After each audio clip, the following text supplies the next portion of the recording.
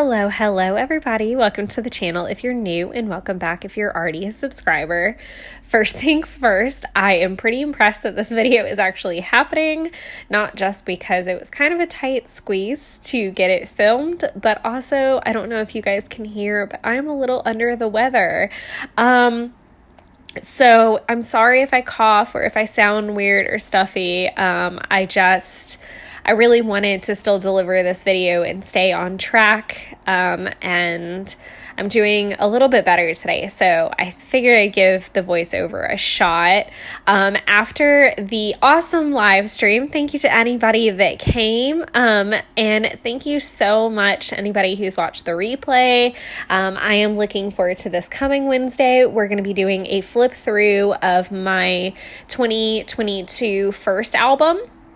So the layout that I'm doing right now is going to go in the second album. I have a feeling it's going to take 3 albums to finish 2022, but we'll see. I think that really just depends on how much I try to squeeze into each album, but I'm thinking it's going to be 3. It could definitely spill into 4. But we're going to be flipping that first album on Wednesday on the live stream, and I'm just looking forward to having everybody there for that. So let's go ahead and get into some product, and then we'll get back into talking about what's kind of coming up if we have time. So I was actually really proud because I dug into my stash and I used some Paige Evan product for this spread. And typically when it comes to my 12x12s, I do tend to gravitate towards like Maggie Holmes and crepe paper because they are my loves. But for whatever reason, I remembered that I had this like quilted background paper. And I really think that if I had more time, or if I were to redo it, I really would have loved to have done some like actual stitching. I would love a sewing machine so that I could do those fun like sewing details. I have hand sewn a couple times on some projects, but it is kind of difficult from a filming aspect. So maybe I'll revisit that in 2023. It just means me allotting a little bit more time to the project as far as filming goes. And it also means doing some stuff off camera. So there's that too. So as far as the background page goes, I did use, I don't think it has a name. I don't know. It says Bungalow Lane. And what I did do is I pulled several other sheets from the Bungalow Lane collection. I didn't have many, and I actually don't have the names for the other 2 main sheets that I used, which is that really pretty like blue floral print that I'm putting down right now.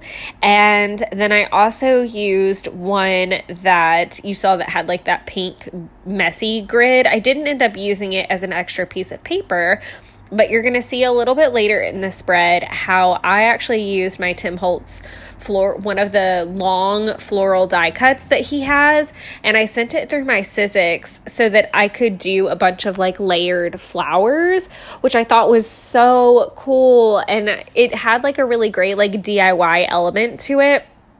And whenever I don't have any ephemera or a lot of product from a collection, I do tend to DIY some embellishments just so that I have like various little elements and that go with the page that look like they should be with the collection. And I do try to still grab a lot of stuff from that brand because of course, just like any brand, you're going to notice like kind of a note through everything. So I did pull out my stickers and anything else I had that looked close to the collection. I was pleasantly surprised to find that I actually had some really cute, like, puffy stickers. And so I'm going to use this a little bit later in the spread as well. I happen to have, like, this notepad on my desk of just, like, random kind of small notebook like notepad that was pink, and I was like, oh, that would be great. It would just give like, it was the same color pink, and it would just give a little bit of a different texture and look, and again that DIY kind of element. So I threw that in the mix too. And then that mustard polka dot page is actually just from I think it's like a 4.5 by 6.5 pad, and I've used that paper several times. It's one of my favorites, so I am running low on it, but it's just a really pretty pretty mustard with a tiny white Swiss dot.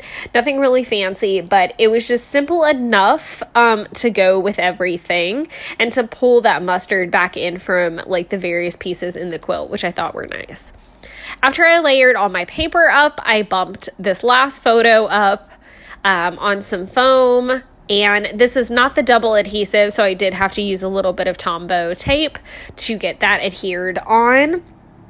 And then from there, I think this is where you're going to see me start to put out like all of the layered florals that I made. And per usual, anything that is like final touches or anything really, I get very, very OCD about the placement. And I mean, I just feel like that's just me and my personality. I want it to be pleasing to look at, but I also struggle with the like too little, too much. So I had a good time like placing them all over the place and getting them right where I liked them. As far as what's actually going on, I can take a little break while I fiddle on screen with the flowers. These are photos that I took at the brunch that my apartment was nice enough to host. If you watched the video last week, then you heard me talk about, because I have like a couple photos in the pocket page spreads as well. But my mom and I drank a fair share of mimosas, and I actually live on the 3rd floor. So we kind of didn't factor that into the equation. And had to hoof it up the stairs after drinking a lot of mimosas and being kind of full of brunch goodies, which was kind of funny. And the climb was comical, let's just say that. But that's kind of what's happening. So we were just down in the clubhouse, and I just snapped some really cute photos of her. They were passing out roses, which I thought was so sweet. And obviously this was not on Mother's Day, which was kind of convenient because my mom ended up having to work on actual Mother's Day, and this was held, I believe, the following weekend. So it all worked out, which was great because, you know, who doesn't love a free brunch? And yeah, or free mimosas for that matter. Screw the food part. But it was a really good time. And it's always really fun for me to visit with her, and she loves getting to see her grand kitten. So it was a good day. We had a really good time, and I just felt like these photos just needed to be separated from the pocket page and get their own little moment to shine. So kind of talking a little bit more about what's coming up, I do want to take a minute to just tell you guys that I am still planning to continue the live streams for the rest of the month. So like I said, we'll be doing the album flip next week. And then after that, on the 21st, I'm going to do the January plan with me in real time on live stream. I'm really excited about that. That'll be something different that I've never done. I'm going to have to pre-plan a good bit and do a lot in pencil, I feel like, just to make sure I don't really stuff some stuff up. So I'm a little bit nervous about that, but we'll see how it goes. I'm sure it's going to have its fair share of hiccups, but I'm looking forward to doing it in real time with everybody. And then the last video of the month is going to be on the 28th, and it is going to be a process video. I just don't know what it's going to be yet. It could be a 12 by 12. It could be pocket pages. I've thought about doing kind of like a year end kind of spread. So I really haven't settled on anything, and it really has more to do with, what I kind of find when I start diving into prepping for the next couple Project Life spreads, and what makes sense at that time. So it's a mystery paper crafting process video at this point. But I'm really excited nonetheless. And then as far as regular videos go, we've got a plan with me for December the 5th through the 11th. On the 21st, we'll have a plan with me that I shot back in November on the 14th. Sorry, I didn't realize I skipped a week there for a second when I was talking about stuff.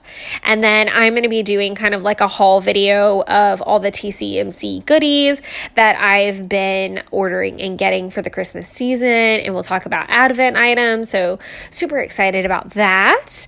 And then from there, we'll just head on into January.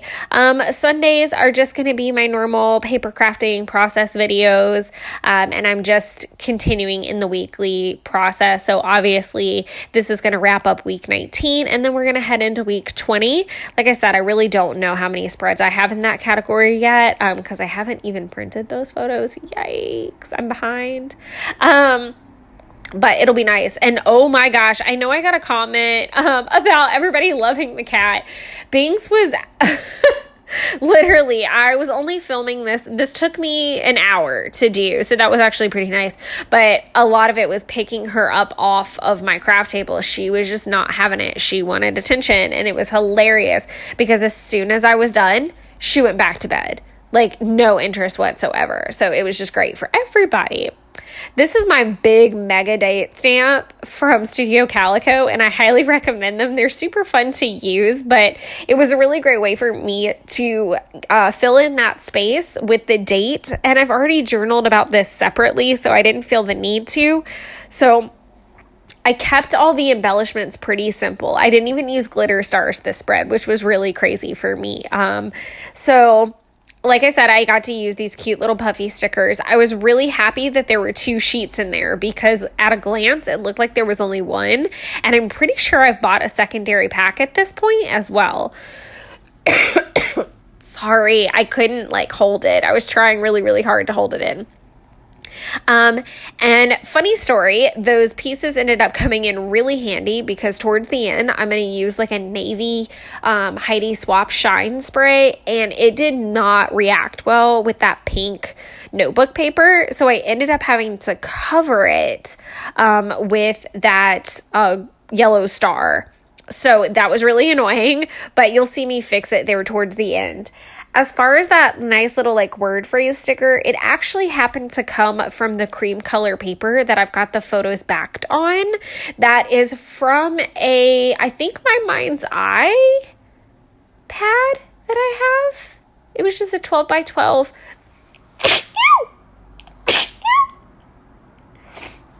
So sorry, guys. I'm so sorry. I know it's probably gross, and I'm probably sure you guys would have preferred me not film this very nasally voiceover, but this is just where we're at, and I really want to stay on track. It's I'm trying so hard to put out all the videos this month and do the live streams because I really want to do that and commit to myself that I'm doing it and taking that time for my craft and for you guys, and it brings me joy. So I want to do it, and I'm trying super hard.